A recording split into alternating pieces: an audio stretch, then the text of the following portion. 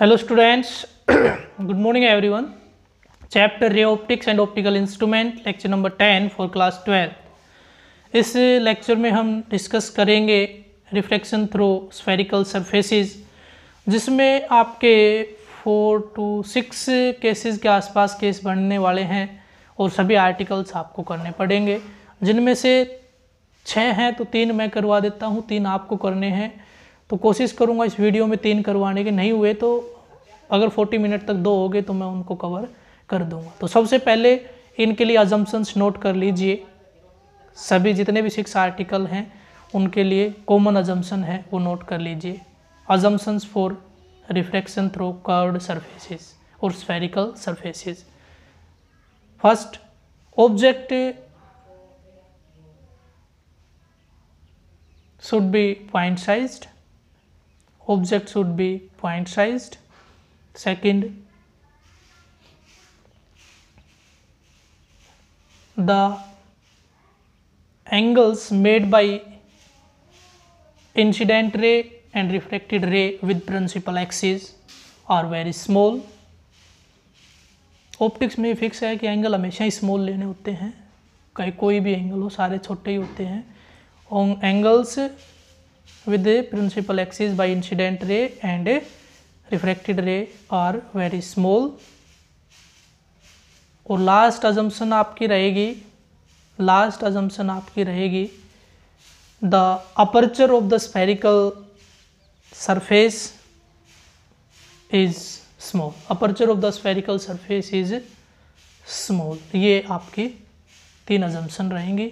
इन assumptions का use करके हम आर्टिकल को करेंगे। तो बिना टाइम वेस्ट के शुरू करते हैं रिफ्रैक्शन। एक केस लेता हूँ मैं रियल इमेज का, एक लेता हूँ वर्चुअल का। तो रियल ले रहा हूँ रेयर टू डेंसर और वर्चुअल लूँगा डेंसर टू रेयर का। ठीक है, बाकी दोनों के एक एक अपोजिट बचेंगे, वो आपको अपने आप करने हैं। तो ऐसे करके 4 हो जाएंगे। फिर लेंगे आपके कनकेव सरफेसेस। तो पहले क्या ले रहे हैं, refraction through convex surface when object is placed in rarer medium and real image is formed। ठीक है, तो real image, convex refracting surface और ऑब्जेक्ट इन रेयर मीडियम, ये है केस हमारे पास। तो सबसे पहले हम डायग्राम ड्रॉ करते हैं। देखिए आपका जो रेयर मीडियम होता है उसका रिफ्रैक्टिव इंडेक्स हमेशा μ1 लेना है, डेंसर का हमेशा μ2 लेना है। ये आपका प्रिंसिपल एक्सिस रहेगा। एक ऑब्जेक्ट पॉइंट साइज यहाँ लेंगे, यहाँ से एक इंसिडेंट रे जाएगी, ऐसे ऑब्जेक्ट से इंसिडेंट रे जाएगी जो इस पॉइंट पे टकराएगी। जिस भी पॉइंट पे ये इंसिडेंट होती है उसको हमेशा n नाम देना है। आपको क्या नाम देना है, n। वैसे कुछ भी दे सकते हो, लेकिन याद रखने के लिए ताकि आर्टिकल सभी एक तरह से हो जाएं, इसलिए मैंने नेम्स फिक्स आपके किए हैं। ये पॉइंट क्या होता है, प्रिंसिपल पॉइंट। चलिए, ये रे यहाँ पे इंसिडेंट हुई, अब ये नॉर्मल की तरफ बेंड होगी या नॉर्मल से हमें, तो डेफिनेटली रेयर टू डेंसर जा रही है तो टुवर्ड्स द नॉर्मल बेंड होगी। लेकिन हमें नॉर्मल यहाँ पे है नहीं अपने पास, तो क्या करना पड़ेगा, पहले एक नॉर्मल ड्रॉप यहाँ पे एक करना पड़ेगा। तो पहले क्या कर देता हूँ, एक नॉर्मल यहाँ पे डाल देता हूँ। तो ये मेरे पास हो गया नॉर्मल ना, ये मेरे पास क्या हो गया है, नॉर्मल। तो नॉर्मल जो होता है वो कहाँ टकराता है, सेंटर ऑफ कर्वेचर पे जाके। तो when ray goes from optically rare to denser medium then it bend towards the normal. तो नॉर्मल की तरफ बेंड होती है और कहाँ पे मिल जाती है, पॉइंट आई पे। तो ये आपका क्या होगी, रिफ्लेक्टेड रे, ये इंसिडेंट रे। तो नॉर्मल के साथ ये जो एंगल होता है इसको क्या बोलते हैं, एंगल ऑफ इंसिडेंस, और ये जो होता है इसको क्या बोलते हैं, एंगल ऑफ रिफ्रैक्शन। अब फिक्स होता है जो प्रिंसिपल एक्सिस के साथ इंसिडेंट रे बनाएगी, यानी ऑब्जेक्ट के लिए अल्फा, इमेज के लिए बीटा, और सेंटर ऑफ कर्वेचर से जो रे यानी नॉर्मल रे जो डालते हैं उसके लिए गामा, ये फिक्स होगा। उसके बाद एक परपेंडिकुलर यहाँ से ड्रॉप करके छोड़ देना है। Now drop a perpendicular from point N on principal axis at any point M. किसी भी पॉइंट एम के ऊपर हमने क्या कर दिया, एक परपेंडिकुलर और ड्रॉप कर दिया, किस पॉइंट पे, एम पे। क्लियर। इतना होने के बाद अब आपको करना क्या है, देखिए चलिए वो क्या प्रूव करना है वो बाद की बात है, पहले मैं आपको स्टेप्स बता देता हूँ सारे। सबसे पहले एन पॉइंट पे क्या लगा दो, स्नेल्स लॉ लगा दो, apply Snell's law at point N. तो इंसिडेंट पॉइंट पे स्नेल्स लॉ लगाओगे तो क्या होगा, μ1 इंटू साइन आई, ऐसा ही होता है ना, is equal to μ2 into sine R. अब हम क्या करते हैं, angles are small, it means I is similar to sine I and R is similar to sine R, यानी मैं क्या कह सकता हूँ, μ1 I is equal to μ2 R. This is equation number first. Now अब देखिए करना क्या है, हमें देखना है आई और आर किस ट्रायंगल के अंदर हैं या किस ट्रायंगल के कारण हैं। तो सबसे पहले देखते हैं एक ट्रायंगल जिसमें आई हो। तो ट्रायंगल देखिए, इस लाइन से और इस लाइन से कौन कौन सी ट्रायंगल बन रही है, इससे डॉटेड लाइन से बन रही है पॉइंट सी और इससे बन रहा है पॉइंट ओ, तो ये बन गया O N C, triangle O N C. क्या इसकी हेल्प से मैं आई को डिफाइन कर सकता हूँ, ये आई और आर है ना जो यहाँ पे आ रहे हैं, इसको किस में बदलना है, अल्फा और बीटा में। किस में बदलना है, अल्फा बीटा और गामा की फॉर्म में, इसलिए हमने क्या लेनी पड़ रही है, ट्रायंगल। दो स्टेप्स हैं बिल्कुल फिक्स, ये आपको याद रखने ही पड़ेंगे। चलिए क्या करना है, ओ एन सी में क्या निकाल देता हूँ मैं, अब वही है यहाँ पे आपके पास आई की वैल्यू निकालनी, आई। तो अब देखिए इस ट्रायंगल में कौन सी में, ओ एन सी, ओ एन हाँ सी, इस ट्रायंगल में अगर मैं देखूं तो ये जो है आई है, ये इस ट्रायंगल में एक्सटीरियर एंगल है और अल्फा और गामा क्या है, इंटीरियर। तो क्या लिखोगे, we know that exterior angle is equal to sum of two opposite interior angles. तो इन दोनों के सम के बराबर होगा आई, किन दोनों के सम के बराबर, अल्फा और गामा के बराबर, अल्फा प्लस गामा। अगर याद रह जाए तो अच्छी बात है, नहीं बायो वाले बच्चे जरूर लिख लें। We know that exterior angle is equal to sum of two opposite interior angles made by the triangle, या बस केवल इतना लिख लीजिए, we know that exterior angle for a triangle is equal to sum of two opposite interior angles। ठीक है, ऐसा लिख लीजिए। तो ये अपने पास एक्सटीरियर है, ये इंटीरियर है, ये मैंने कर दिया। इसको इक्वेशन नंबर सेकंड नाम देते हैं। सिमिलरली ट्रायंगल आर के लिए ट्रायंगल ढूंढ लीजिए, एंगल आर के लिए ट्रायंगल। तो ये है एक तो साइड ये और एक साइड ये, इनके कारण एंगल बन रहा है, तो ये होगी एन सी आई, ट्रायंगल एन सी आई। इस ट्रायंगल में क्या निकाल लीजिए, आर निकाल लीजिए। तो अब की बार आर इंटीरियर है, इन दोनों का सम गामा के बराबर आया, यहाँ पे गामा क्या है, एक्सटीरियर। तो हमें आर निकालना है, तो आप देखिए यहाँ पे गामा इज इक्वल टू क्या है, आर प्लस बीटा। मेरे को आर चाहिए, तो आर क्या हो गया है, gamma minus beta. This is equation number third, हो गया। Now put the values of equation, sorry या और आगे कर दूं पहले, चलिए और स्टेप ले लेते हैं। अभी वैल्यू मत रखिए, वैल्यूज को मत रखिए अभी मैं क्या करता हूं, जो मेरे पास अल्फा बीटा और गामा जिन राइट एंगल ट्रायंगल्स में आ रहा है वो ले लेता हूं मैं। तो राइट एंगल ट्रायंगल देख लीजिए, राइट एंगल ट्रायंगल जिसमें अल्फा हो, तो ट्रायंगल है एन एम ओ। अब मैं लिखूंगा नहीं एम एन ओ, तो मैं डायरेक्ट लिख रहा हूँ tan alpha is similar to alpha और which is equal to, tan alpha is similar to alpha और विच इज इक्वल टू, यहाँ से बताइए इस राइट एंगल ट्रायंगल में क्या होगा, परपेंडिकुलर अपॉन में बेस, क्या है एम एन अपॉन में M O, M N upon M O, clear. Similarly tan beta is similar to beta और which is equal to, tan beta इस राइट एंगल ट्रायंगल में एन एम आई, इस right angle triangle में N M I क्या होगा, M N upon में M I, M N upon M I. Similarly tan gamma is similar to gamma और which is equal to, tan gamma देख लीजिए भाई, in triangle N M C, N M C क्या आएगा, M N upon M C, M N upon M C. Values आ गई। Now put the values of alpha beta and gamma, direct कर दूं, दो स्टेप एक साथ। देखो आपको पहले क्या लेना है, ये वैल्यू उठा के रखनी यहाँ पे, चलो मैं कर ही देता हूँ, पहला आर्टिकल है, आगे ले लेंगे शॉर्टकट। तो क्या करूँगा मैं, म्यू वन इंटू आई की जगह पे क्या रखूँगा, alpha plus gamma, alpha plus gamma. उसके बाद इज इक्वल टू करूँगा mu two into R, mu two into R. R की जगह पे क्या रखूँगा, आर की जगह पे रखूँगा gamma minus beta, gamma minus beta.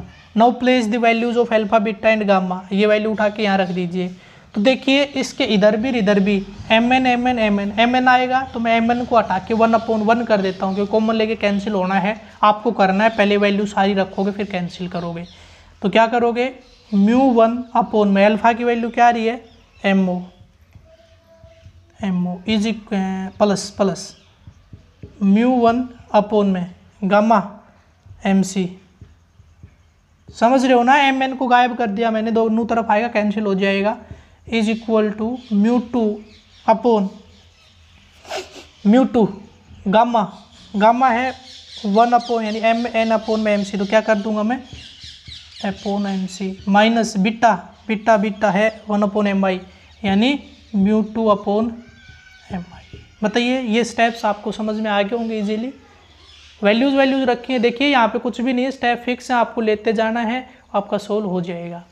Clear है। अब मैं क्या करता हूँ यहाँ पे, अब मैं क्या करता हूँ यहाँ पे कि न्यू कार्टेशियन साइन कन्वेंशन का यूज़ कर देता हूँ। तो सभी m को p में बदल दीजिए, सभी m को p में बदल लीजिए, क्योंकि हमने क्या मानना था, अपर्चर इज़ वेरी स्मॉल। तो जो डिस्टेंस m से मेजर करेंगे वही डिस्टेंसेस की वैल्यू p से मेजर करने पे भी आएगी, तो इसलिए मैंने इसको ऐसे बदल दिया। क्लियर है, m को किस में बदल दिया, p में। अब देखिए p से o object distance, incident ray के अपोजिट डायरेक्शन में माइनस u आएगा, तो म्यू 1/, में minus of u plus mu 1/, pc इस डायरेक्शन में, इंसिडेंट रे भी इस डायरेक्शन में है ना, तो ये क्या होगा पॉजिटिव, यानी r is equal to mu 2/, में वो यार है पीसी, तो minus mu 2/pi। Image distance क्या होता है, v पॉजिटिव आएगा ना, हाँ ये v पॉजिटिव आएगा। क्यों आएगा, क्योंकि इंसिडेंट रे की डायरेक्शन में, इंसिडेंट रे किधर है, इधर ही हम मेजर कर रहे हैं। ये वैल्यूज आ गई। अब क्या करना होता है, r वाली टर्म्स एक साइड में, और r वाली टर्म्स आपको क्या करनी है, एक साइड में, और बाकी टर्म्स एक साइड में, r वाली एक साइड में, बाकी सारी टर्म्स एक साइड में कर देता हूं। तो क्या होता है यहाँ पे, म्यू 1/, में माइनस ऑफ u, उधर से लेके आऊंगा इसको, तो ये हो जाएगा plus mu 2/v is equal to, उधर जाएगा mu 2/r as it is रहेगा, ये इसमें से क्या हो जाएगा, सब्ट्रैक्ट, क्या आ जाएगा, mu 2/r minus mu 1/r। अब थोड़ा अच्छा लगे इसलिए क्या कर देता हूँ, mu 2/v minus mu 1/u is equal to, r ले लेता हूँ एलसीएम r, ये हो गया ऊपर mu 2 minus mu 1। That is the final result. ये मेरे पास आ गया है फाइनल रिजल्ट। अब इसके आगे कुछ स्पेशल केस और हो सकता है, एक स्पेशल केस और शायद बुक में दे रखा होगा, आपके पास जो बुक होगी, कोई भी बुक है सभी में मिलेगा वो स्पेशल केस।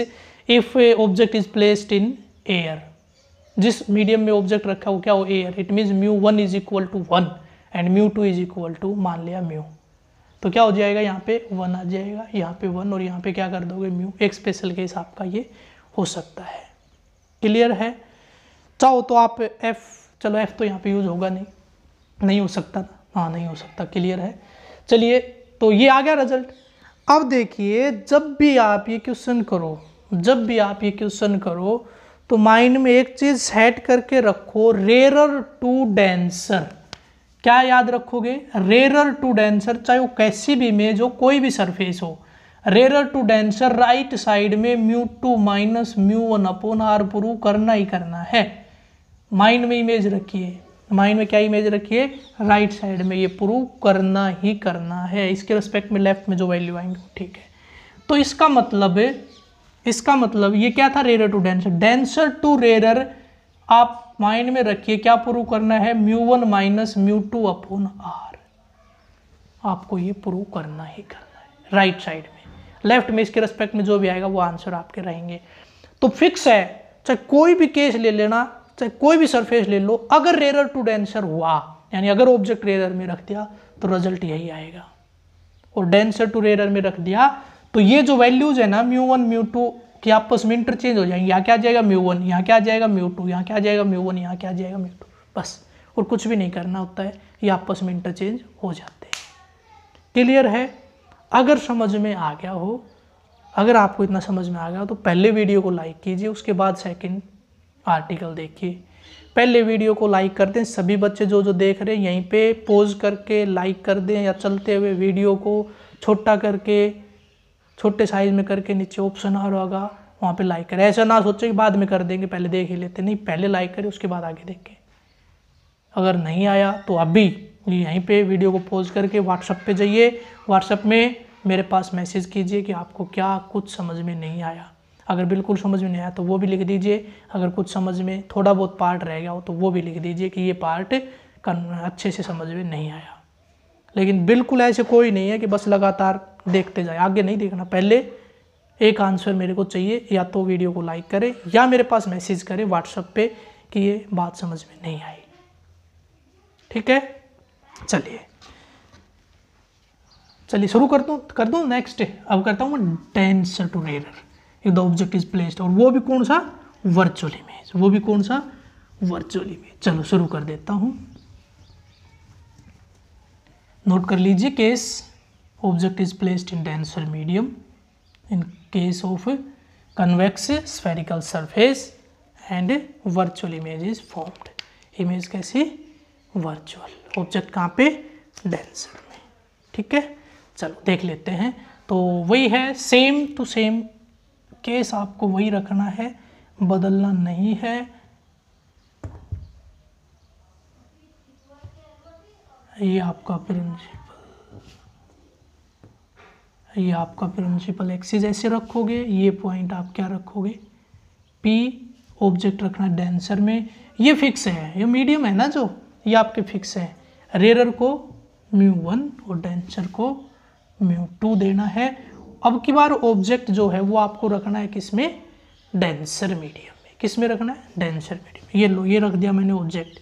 एक रे इंसिडेंट करवाएंगे यहाँ से यहाँ, ठीक है, ये ऑब्जेक्ट है तो ये होगी incident ray. When ray goes from denser to rare medium then it bends away from normal. तो नॉर्मल तो डालने पहले, तभी तो पता चलेगा कौन सा टुवर्ड्स है कौन सा अवे है। तो पहले मैं यहाँ पे क्या डाल देता हूँ, एक नॉर्मल। तो यहाँ पे क्या डाल देता हूँ, एक नॉर्मल। तो ये आपका पॉइंट क्या हो जाएगा, सी, ये हो गया नॉर्मल।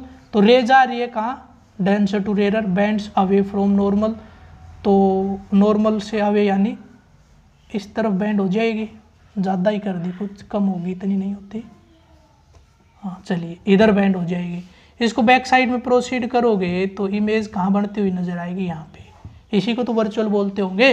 तो अब सबसे पहले आप आई और आर बताइए। ये आपका नॉर्मल और ये इंसिडेंट रे, ये क्या हो गया, एंगल आई। ये आपका रिफ्रैक्टेड रे और ये आपका नॉर्मल, तो ये क्या हो गया आपका आर। क्लियर, इस पॉइंट को नाम देते हैं एन। यहाँ पे क्या डालना होता है, एक परपेंडिकुलर, जिसको क्या नाम देते हैं एम। ऑब्जेक्ट जो एंगल बताए उसको बनाए उसको अल्फा, इमेज जो बनाए उसको बीटा, और जो सेंटर ऑफ कर्वेचर के साथ बनाए उसको बोलते हैं गामा।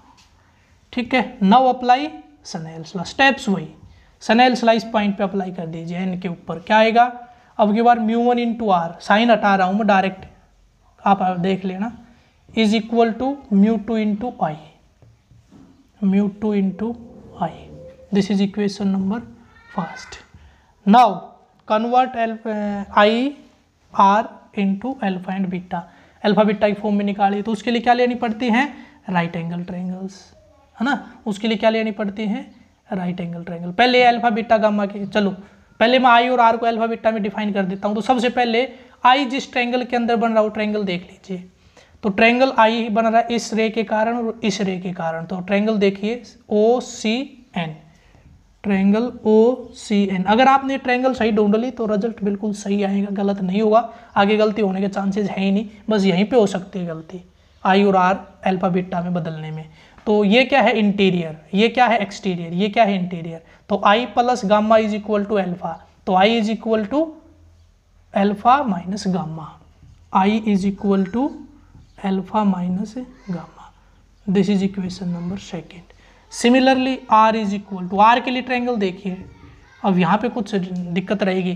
देखिए अगर आर के लिए मैं ट्रायंगल ले लूँ, एक तो ये लाइन है ये आई वाली, और एक लाइन ये है ना नॉर्मल वाली सी, तो ये बनता है एन आई सी। तो इसके अंदर एक्सटीरियर तो बन गया बीटा, तो आर तो इसके अंदर आया नहीं, तो ट्रायंगल का कॉन्सेप्ट यूज कर लेते ना, है ना। ये एंगल देखिए, इस लाइन के बीच में, इस लाइन के बीच में ये एंगल और ये एंगल दोनों आपस में बराबर होंगे या नहीं होंगे? डेफिनेटली होंगे, तो ये क्या होगा आपका आर। हाँ अब बात बन जाएगी, तो गामा और आर क्या हो गया इंटीरियर, और बीटा क्या हो गया है एक्सटीरियर। तो अब क्या हो जाएगा, R is equal to beta minus gamma in triangle N I C, R is equal to beta minus gamma. This is equation number third. Now find tan alpha, tan beta and tan gamma. क्या निकालोगे, tan alpha is similar to alpha और which is equal to right angle triangle से, कौन से right angle triangle से tan alpha निकालोगे, M N O से, क्या आएगा एम एन अपॉन में M O, M N upon में एम ओ। ये देखते रहना भाई, गड़बड़ ना कर दूं कभी मैं। उसके बाद निकालना है आपको tan beta, tan beta is similar to beta और which is equal to tan beta triangle है आपके पास एम एन आई, क्या आएगा M N upon M I, M N upon M I. उसके बाद tan gamma is equal to, नहीं sorry similar to gamma और which is equal to tan gamma निकाल दीजिए, ट्रायंगल देख लीजिए एम एन सी, क्या आएगा एम एन अपॉन में एम सी। हो गया, वैल्यूज आ गई। इन वैल्यूज को उठा के कहाँ रख दीजिए, यहाँ पे रख दीजिए। तो पहले क्या करोगे, आई और आर को किस फॉर्म में बदलोगे, आई और आर को किस फॉर्म में बदलोगे, म्यू वन इंटू आर की जगह पे क्या लिखोगे, beta minus gamma, beta minus gamma is equal to mu two into I की जगह पे क्या लिखोगे, आई की जगह पे gamma minus sorry alpha minus gamma, alpha minus gamma. Clear है, इतना समझ में आया। चलिए उसके बाद क्या करना है, अल्फा बीटा गामा tan की फॉर्म में निकाल चुके, तो ये सिमिलर हैं आपके, तो यहाँ पे ये वैल्यू रख दीजिए। तो सबसे पहले beta mu one into beta की वैल्यू क्या है, बीटा की वैल्यू है एम एन अपॉन में एम आई, एम की जगह पे क्या करना है पी और एम एन हटा देना है, तो वन अपॉन पी आई। इतना ये समझ में आ रहा है ना, स्टेप ले रहा हूँ 2-3 एक साथ, आपको लेने सारे। एम एन दोनों तरफ आएगा, कोई अल्फा बीटा गामा की ऐसी वैल्यू जिसमें एम एन नहीं आ रहा हो, आ रहा है सभी में, दोनों तरफ आएगा, कॉमन लेके कैंसिल हो जाएगा, 1 बचेगा।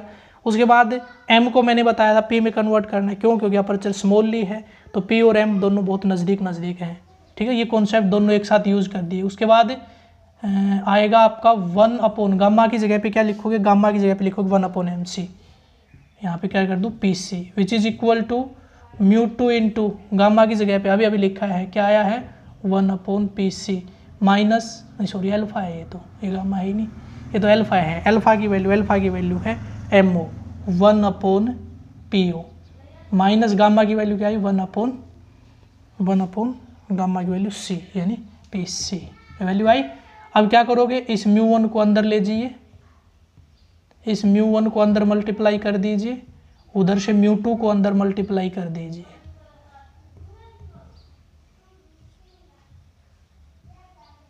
म्यू टू को अंदर मल्टीप्लाई कर दीजिए। क्लियर है, इतना हो गया। Now use sign convention, sign convention use कर लीजिए, mu one upon P I, P से आई, सारे डिस्टेंस नेगेटिव में आएंगे ना, सारे नेगेटिव में आएंगे, ध्यान रखना। तो पी से I image distance minus of V minus mu one upon में P C minus of R, mu two upon में P O object distance minus of U. ये माइनस में क्यों आ रहे हैं, क्योंकि सारे एक ही साइड में है, ऑब्जेक्ट की साइड में। ठीक है, इंसिडेंट रे कहाँ है, इस साइड में, तो सारे डिस्टेंस अपोजिट में मेजर कर रहे हैं, इसलिए सारे नेगेटिव आ रहे हैं। माइनस म्यू टू अपॉन में पी सी, सी मतलब सेंटर ऑफ कर्वेचर मतलब माइनस आर, तो ये माइनस मिलके ये हो गया प्लस, ये माइनस मिलके ये हो गया प्लस। क्लियर है, आर वाली टर्म्स एक साइड में करनी है, आर वाली टर्म्स एक साइड में करनी है, आर वाली टर्म्स एक साइड में करनी, कर दीजिए। म्यू वन अपॉन में माइनस ऑफ वी, इधर क्या हो जाएगा, ये प्लस हो जाएगा ना, प्लस म्यू टू अपॉन में U is equal to μ2 upon में r माइनस μ1 अपॉन में r। आ गया। अब मैंने अभी थोड़ी देर पहले क्या बताया था शुरुआत में, रेयर टू डेंसर प्रूव करना μ2 माइनस μ1 अपॉन में r, और डेंसर टू रेयर प्रूव करना μ1 minus μ1 upon r, μ1 minus μ2 upon r। तो माइनस कॉमन ले लो, कोई बड़ी बात नहीं है, माइनस कॉमन ले लीजिए। तो जो प्लस के उनको माइनस को, जो माइनस के उनको प्लस का बना दीजिए। तो ये प्लस, ये माइनस, ये माइनस, ये प्लस। अब थोड़ा सा आगे पीछे कर दीजिए, अब थोड़ा सा आगे पीछे कर दीजिए। तो आगे पीछे करने से रिजल्ट बन रहा है μ1 अपॉन में v माइनस μ2 अपॉन में u is equal to μ1 minus μ2 upon r। आ गया। अब चाहे आपकी रियल हो चाहे वर्चुअल हो, डेंसर टू रेयर और रेयर टू डेंसर फिक्स हैं ये वैल्यूज़, ठीक है। रेयर टू डेंसर हमेशा आंसर जो पहले में किया था वही आएगा, डेंसर टू रेयर यही आएगा। आप कंपेयर करके देखो, उसमें और इसमें केवल ये फ़र्क है μ1 और μ2 की वैल्यू आपस में इंटरचेंज कर दो, बाकी कुछ नहीं बदलना। केवल क्या करनी है, μ1 और μ2 की वैल्यू आपस में इंटरचेंज कर दो। तो यहाँ पे वो स्पेशल केस दिखाना चाहो दिखा सकते हो, नहीं तो कोई ज़रूरी भी नहीं है। तो ये था आपका डेंसर टू रेयर। क्लियर है। तो कन्वेक्स के जितने भी केसेज आपको कर लेने हैं, वैसे मेरे को पता है बहुत से बच्चे ऐसे हैं जो सारे ही कर लेंगे आर्टिकल्स, कनकेव के भी कर लेंगे, बहुत से नहीं, 90% स्टूडेंट्स हैं 12th क्लास में जो वो भी कर सकते नहीं, कर ही लेंगे, क्योंकि कुछ भी है ही नहीं भाई, वही है, स्टेप्स सारे वही हैं। सरफेस बदल जाएगा, सरफेस बदल जाएगा तो इसकी जगह पे क्या हो जाएगा, यानी ऐसे की बजाय ऐसे हो जाएगा, बस बाकी कुछ भी नहीं है, वही है। इधर आपका μ2 रहेगा और इधर आपका μ1 रहेगा। तो कोशिश करनी है आपको। देखो 4 तो कंपलसरी सभी को करने हैं, मेरे साथ शेयर भी करने हैं सभी के, आज की डेट में ही मेरे पास आ जाने चाहिए। तो कुछ बच्चों की प्रॉब्लम आ रही है कि घर वाले काम के लगा लेते हैं, शाम को काम करते हैं, ये है वो है। हाँ ठीक है, कोई बात नहीं, थोड़ी बहुत मदद घर वालों की भी करवानी चाहिए, लेकिन पढ़ाई सबसे पहले है। तो मैं जो टाइम है उसको थोड़ा सा एक्सटेंड कर देता हूँ। आपका टाइम जो मेरे पास से ये शेयर करने का रहेगा इमेजेस का, ये अप टू 9 PM है, ठीक है। 9 PM तक देखिए, इसके बाद एक्सेप्ट नहीं किया जाएगा। मैंने पहले बहुत ज़्यादा टाइम दे दिया है, आप खुद देखिए कि मैं सुबह पहले लग रहा हूँ, किसी को सुबह का टाइम दे रखा है बिफोर 8 AM, किसी को कभी का, किसी को कभी का। तो 24 घंटे में से 12-13 घंटे तो मैं केवल इसी चीज़ को दे रहा हूँ कि किसका कब चेकआउट करना है। तो इसलिए मैं आपसे रिक्वेस्ट करता हूँ कि 9 PM से पहले लास्ट 9 PM पे मेरे पास सभी बच्चे जो भी आपको टास्क मिलता है वो सेंड कर दें। क्लियर है। तो 2 आपके आर्टिकल्स इस वीडियो में मैंने कवर कर दिए हैं। इसके अलावा 2 आपके लिए छोड़े हैं। देखिए, एक आपको वर्चुअल छोड़ा है रेयर टू डेंसर, और रियल छोड़ा है डेंसर टू रेयर। करने हैं, ज़रूर करने हैं। उसके बाद जो आपका कनकेव सरफेस है उसमें हमेशा शायद वर्चुअल इमेज ही बनती है। हाँ, हमेशा वर्चुअल ही बनती है, रियल बनती नहीं है कभी भी। तो वो आपको मेरे से शेयर करने, ठीक है। उनमें मर्जी आपकी, अगर आप कर लो तो बहुत अच्छी बात है, नहीं हो तो एक वीडियो और मैं बनाऊंगा उसके ऊपर, जिनमें मैं उसको कवर करूंगा कुछ न्यूमेरिकल पोर्शंस को।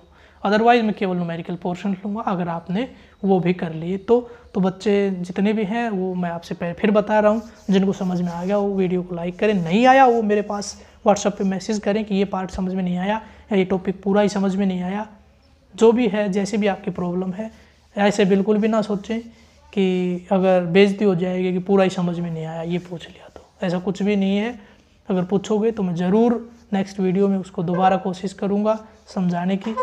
आज के वीडियो में इतना ही। थैंक्स।